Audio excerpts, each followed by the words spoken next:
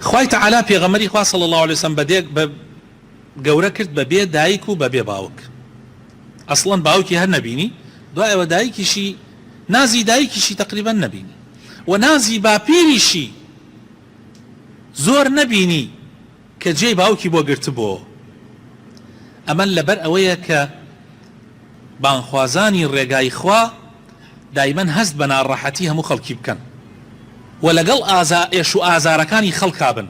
پێغەمبەری خوا صلی الله علیه وسلم بێ باوکی و بێ دایکی بینیوە، بۆیە ئەوەندە ناز بە فەقیر و بە هەژار و بە بێ باوکان ئەدا. خوای تعالی فەرمێ ئەلەم یەجیدکە یەتیمەن فەئاوە ووجدك ضالا فهدى تأخير أم جاء فرمي فأما اليتيم فلا تقهر وأما السائل فلا تنهر وأما بنعمة ربك فحدث. أمان آقات ليتيمان به، آقات لبباوكان به، آقات لهجارو كم دستان به.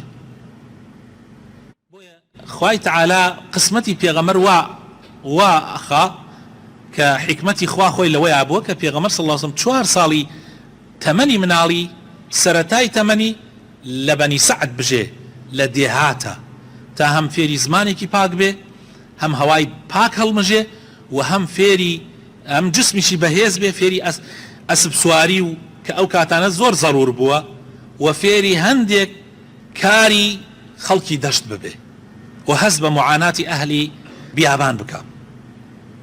ئەوەش زۆر گرنگە.